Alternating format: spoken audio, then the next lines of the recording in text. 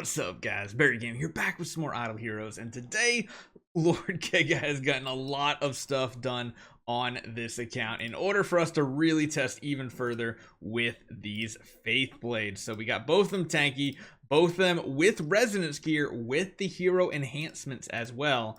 And this is looking kind of good now, because especially if we take a look at his tenant spot, we now have at the very least a 10-star in each one of these. We even have a V3, maybe even V3 plus Russell, it looks like. I wonder how much power that Russell has. Got to be up here on the list somewhere, right?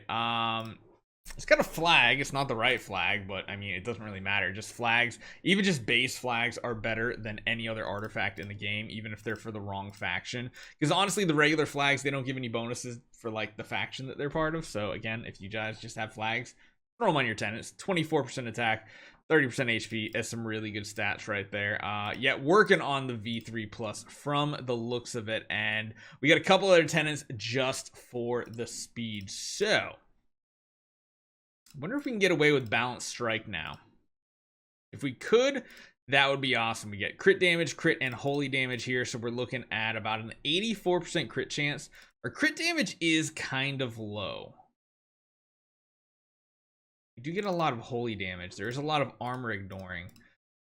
We could always try something interesting like running a Punisher, because then we're running basically at 100% crit chance, and with balanced strike that could end up working out really, really good for us. I don't know if the speed was helping us. Let's jump into it. Let's take a look and see what this one battle looks like right here. I'm hoping we can beat the boss here. I'm hoping. We'll even just throw you in the front just to be a bit tanky. We're going to put you in the back though, because the back row is for Punisher of Immortal Heroes.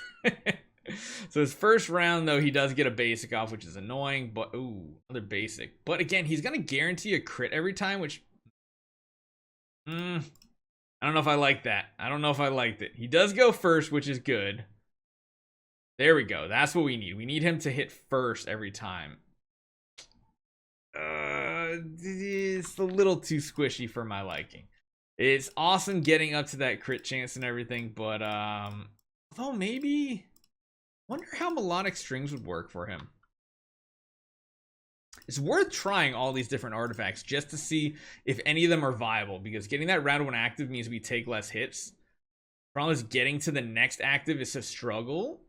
But once we get there, I mean, if we're killing that's the one thing with balanced strike. If we're killing the target, you get nothing out of it, which feels so bad. Honestly, it's really hard to beat Fan, I think, going all the way up to like Sealand 25, just because it gives so much survivability to your main hero here, and actually putting him back in the front row might be the better play here.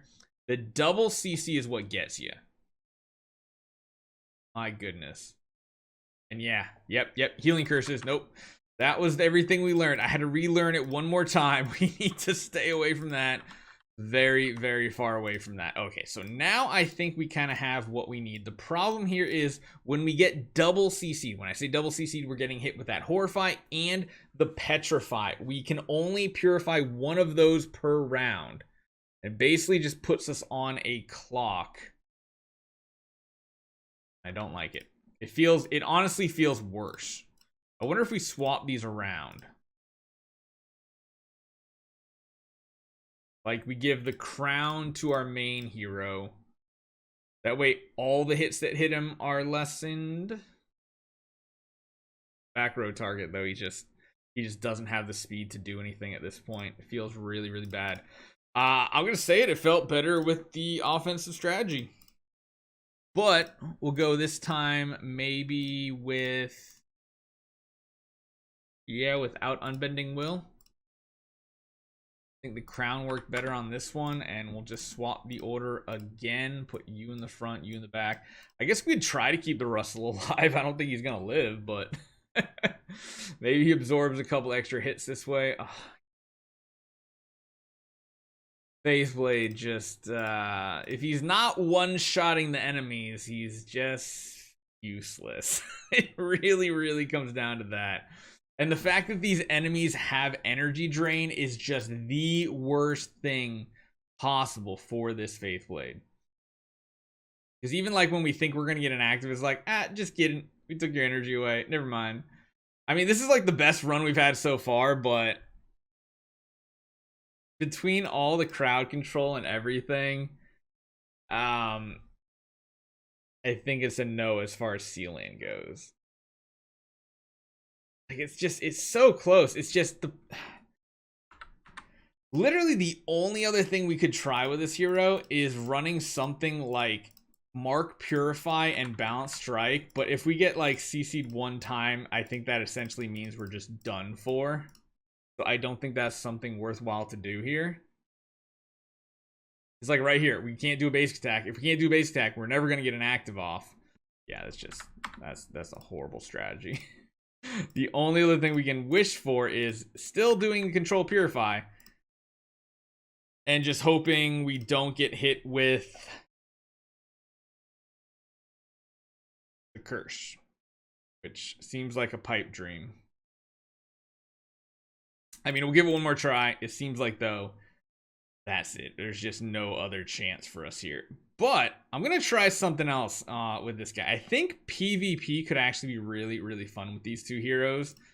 And we're going to try just that. So this one, we're going to stick with probably... Actually, let's go with the Punisher. I like the Punisher here. Speedy boy. Speed HP is fine. I mean, actually, we can just go crit attack on this one. We're going to stick with speed crit. We're going to stick with that. And we're going to go back to here. Might as well run speed enable since we're going to do some PvP shenanigans.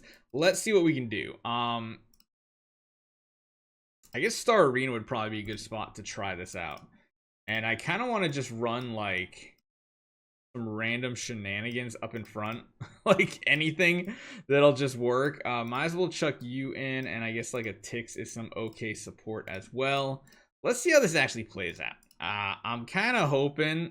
Oh, wait. Oh, no, it's the prep phase, so we can't even do it here. We're going to have to go to the friends list and probably hit up kind of hard. This could go very poorly for us right here, but we'll give it a good old college try, right? So let's see if they're even fast enough to go before the enemy. I kind of hope they are. Okay, I was hoping... He would get a kill, though, because I was really hoping the second Faith Blade could get an active off. This could work still. But their healing is just... Oh, my God. I don't think this is going to work, guys. I don't think any of this is going to work. What is this? Fade Vesa Asmodel. What are we looking at? What are we looking at here? My goodness. Okay, that seems like something in our power range. Let's see if we actually are. 17. Oh, wow. We're way, way stronger. If we can't win this, I don't know what would be victory. See, here's the story about Faithblade. Faithblade came out back when 10-star heroes were the highest heroes in the game. The fact that he could just kill two enemies, there was no such thing as Unbending Will, made him one of the strongest PvP heroes in the game. Even when we went up to the E3 meta, he could still one-shot people to the point where, well, he could just keep killing them. Every single round, he had an active ability. If he somehow didn't kill an enemy, he would stun them. And, yeah, we're gonna lose this. Our Vesa's definitely weaker. We just got obliterated. Then E5 came out. When E5 came out, things like Unbending Will became a thing, and you just couldn't one-shot heroes, and it surprisingly shifted a meta from somewhat being very bursty to a different type of burst that was Dark Arthendal. Do you guys remember Dark Arthendal? Yes, the dark female mage in the game. Does more damage and gains energy when they have lower HP, and Unbending Will helped you get to that very low HP pool and then unleash some absolutely devastating things. Unbending Will literally stops all of his viability. But just so you guys know what I'm talking about, this active ability was amazing. Dark Arthendal pretty much ruled the PvP meta right when everything swapped over to E5s. Then, of course, Ada's and Asmodels became like the ultimate thing. But yeah, this hero, I think was Faithblade an anniversary hero, or was he a Chinese New Year? I think it was anniversary with, I think it was Faithblade and Omnivore that came out at like the same time. But yeah, once he lost his one-shot capability because of Unbending Will, he just couldn't keep cycling the energy to himself over and over for actives every round. Became a little less useful. Getting him super fast, getting him to do an active, that was just absolutely amazing. But I think for the time being, we need to say goodbye to Faithblade. Just not a hero that can survive the test of time. It's sad too because this is honestly one of the best skins in the entire game. But hopefully you guys enjoy this one. Let me know what heroes you want to see next, because Faithblade just isn't it, I don't think. And I really don't think there's any chance we can do anything here either. So, see you guys next time.